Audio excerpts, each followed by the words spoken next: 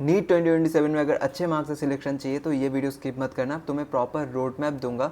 और मैंने भी ये एग्ज़ाम 2 बार दिया है, तो और मैं अभी एक बहुत ही रिनाउंड इंस्टीट्यूट से एमबीबीएस कर रहा हूँ, तो मुझे पता है कि क्या क्या प्रॉब्लम तुम फेस कर सकते हो अपनी जर्नी में। 11th बर्बाद है, तो मैं तुम्हें ये वीडियो में सब कुछ बताऊँगा कि तुम्हें कैसे क्या करना चाहिए। ये वीडियो प्रॉपर देखना, लास्ट तक देखना, ठीक है। तो फर्स्ट थिंग इस क्या है, कंसिस्टेंसी।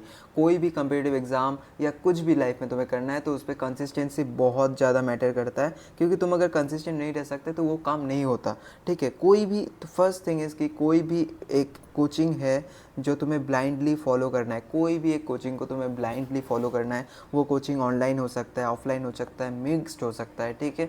ऑनलाइन कोचिंग अगर तुम ले रहे हो तो वो बहुत ज़्यादा डिस्ट्रैक्शन होता है उस पर, क्योंकि तुम यूट्यूब खोलते हो या फिर कोई भी ऐप खोलते हो, कोई भी कोचिंग का ऐप खोलते हो, तो तुम्हें दूसरा चीज़ देखने का मन करता है, लेकिन तुम्हें इस पर बहुत ज़्यादा फोकस है। अगर तुम ऑनलाइन कोचिंग ले रहे हो तो तुम्हें बहुत ज़्यादा फोकस रहना पड़ेगा, अपने आप से कमिटमेंट रखना पड़ेगा, ठीक है। और ऑफलाइन कोचिंग ये बेस्ट है, मेरे हिसाब से ऑफलाइन कोचिंग बेस्ट है। अभी तो बहुत सारे अफोर्डेबल ऑफलाइन कोचिंग्स भी आ गए, तो तुम प्रेफर करो कि ऑफलाइन कोचिंग लो, प्रॉपर उधर हॉस्टल में जाके रहो, प्रॉपर पढ़ाई करो उधर से, ऑफलाइन कोचिंग से। क्योंकि उधर क्या है कि ऑफलाइन कोचिंग में जब तुम बैठते हो, टीचर कोई क्वेश्चन पूछता है, तुम्हारे साइड वाले जो होते हैं, अगर उस क्वेश्चन का अगर तुम्हारे साइड वाले दे रहे हैं और तुमसे नहीं हो रहा है, तब तुम अंदर से लगता है यार इसने आंसर दे दिया, मैंने क्यों नहीं दिया, मेरे से क्यों नहीं हो रहा। तो वो कॉम्पिटिटिव नेचर एक आता है अपने अंदर, और इस टाइप के एग्ज़ाम के लिए ये नेचर बहुत इंपॉर्टेंट है, ठीक है। तो ऑफलाइन कोचिंग हो तो बेस्ट है, ऑनलाइन भी सही है, ऑनलाइन से भी आज का सिलेक्शन हो रहा है, ऑनलाइन कोचिंग भी सही है। जो ऑफलाइन नहीं कर सकते ऑनलाइन करो, मिक्स्ड एक है। कोई कोई लड़के होते हैं जो विलेज से होते हैं, तो उधर उनके उधर प्रॉपर ऑफलाइन कोचिंग्स नहीं होते, तो वो लोग क्या करते हैं कि ऑनलाइन एक कोचिंग लेते हैं और कोई ऑफलाइन एक टेस्ट सीरीज़ ज्वाइन कर लो, कोई भी ऑफलाइन कोचिंग सेंटर का टेस्ट सीरीज़ ज्वाइन कर लो।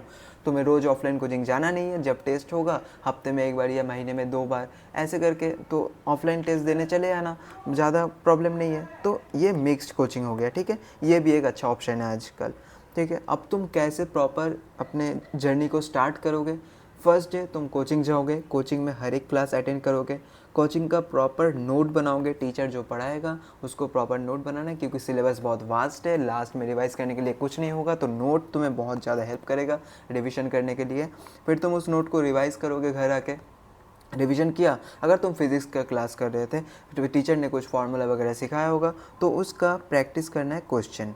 जो तुम्हें कोचिंग से मॉड्यूल मिला है उसी मॉड्यूल को, बुक भी अपने पास बहुत कम होने चाहिए, रिसोर्सेज कम से कम, जितना कम हो सकता है रिसोर्सेज यूज़ करना, क्योंकि मल्टीपल रिसोर्सेज कन्फ्यूजन पैदा करते हैं। तो मैक्सिमम जो कोचिंग मॉड्यूल है उन्हीं के क्वेश्चन तुम प्रैक्टिस करो। जो क्वेश्चन नहीं होगा नेक्स्ट डे आओ, डाउट पूछो टीचर से, डाउट पूछना बहुत इंपॉर्टेंट है, ठीक है। और अपने डाउट को क्लियर करो।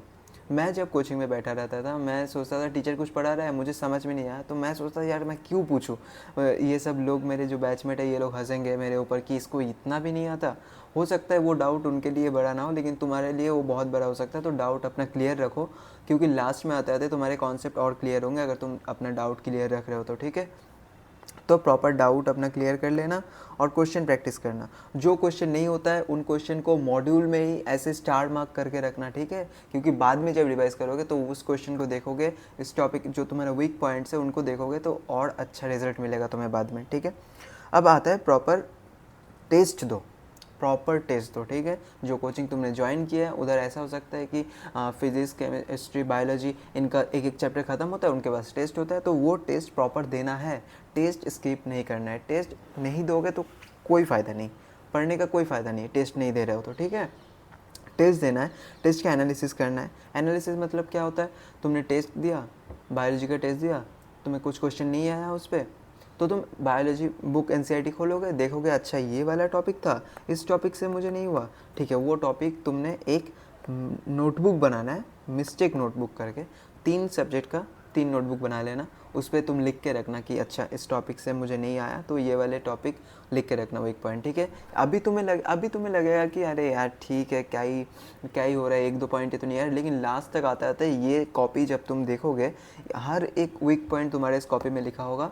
और इम्प्रूवमेंट जो मॉक टेस्ट में लास्ट में आते आते शिकायत करते हैं ना कि मॉक टेस्ट में नंबर नहीं आ रहे, इसी को अगर तुम रिवाइज करोगे तो मॉक टेस्ट में नंबर तुम्हारे बढ़ेंगे, देख लेना, ठीक है। ऐसा एक मिस्टेक कॉपी बनाना, 3 बना लेना, 3 सब्जेक्ट का। बैकलॉग, देखो एक्सेप्ट करो कि बैकलॉग होगा, सबका होता है, टॉपर का भी बैकलॉग होता है, ठीक है। इवन मेरा भी बैकलॉग था, छोड़ो क्या ही बताएं, बैकलॉग होता ही है, लेकिन उसको मिनिमाइज़ करो, कम से कम जितना हो सके उतना बैकलॉग रखो, ठीक है। बैकलॉग कैसे तुम्हें कवर करना है, बैकलॉग हो गया तो अब जब तुम्हें वीकेंड मिलता है, वीकेंड में पढ़ लो, जो छूटा हुआ टॉपिक है उसको वीकेंड में पढ़ो। कोचिंग के साथ साथ जाना है, कुछ भी हो जाए कोचिंग के साथ नहीं छोड़ना। कोचिंग में जो पढ़ा रहा है, जो चैप्टर चल रहा है फिजिक्स केमिस्ट्री बायो में, उसको नहीं छोड़ना। कोचिंग को छोड़ा तो तुम्हारा प्रिपरेशन गया। कोचिंग के साथ साथ तुम्हें हर एक टॉपिक पढ़ना है, ठीक है। अगर तुम्हें बैकलॉग हो गया तो उनको तुम वीकेंड में कवर करो, बैकलॉग हो गया तो वीकेंड में कवर करो, ठीक है। कितने दूर आ गए हम।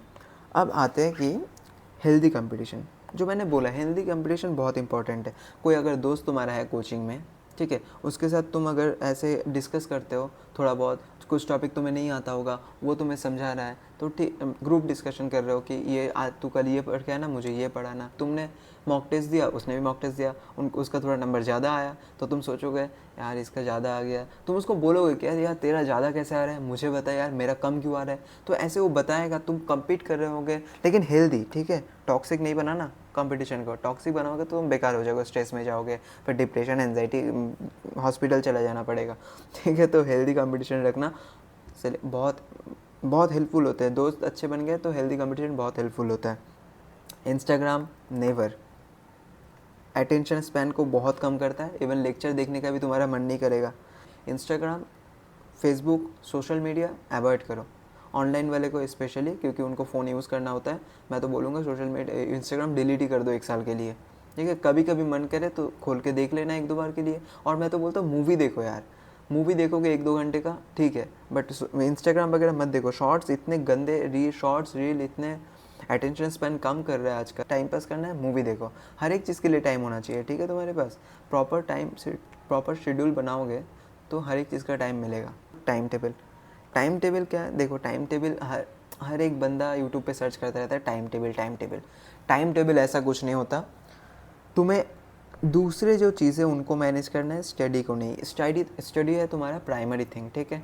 पढ़ना है ही, कुछ भी हो जाए ऊपर नीचे होता रहेगा, कोई आज ये हो गया आज वो हो गया, ये सब बहाना नहीं चलेगा। रोज़ पढ़ना है, और तुम्हें जो दूसरी चीज़ें उनको तुम्हें मैनेज करना है, साइड बाई साइड, नहाना, खाना, मम्मी से बात कर लेना थोड़ी देर के लिए, ये सब तो मैनेज करो। बाकी पढ़ना तो तुम्हारा मेन है। रोज़ 5 से 6 घंटा, रोज़ 5 से 6 घंटा, ठीक है। किसके बाद, कोचिंग के बाद, कोचिंग के बाद रोज़ 5 से 6 घंटा पढ़ना है। और फिर आते हैं प्रोक्रेस्टिनेशन। देखो तुम्हें डिसिप्लिन होना पड़ेगा। प्रोक्रेस्टिनेशन सबको मन करता है कि आज छोड़ देता हो, आज मन नहीं कर रहा, लेकिन तुम्हें इतना अपने अंदर सोच के रखना है कि अगर तुम एग्ज़ाम दे रहे हो, एग्ज़ाम के लिए बहुत डेडिकेटेड हो, तब तुम्हें एटलीस्ट दिन में 2 घंटा कोचिंग के बाद, कोचिंग तो अटेंड करना ही है, कोचिंग अटेंड करना ही है, कुछ भी हो जाए।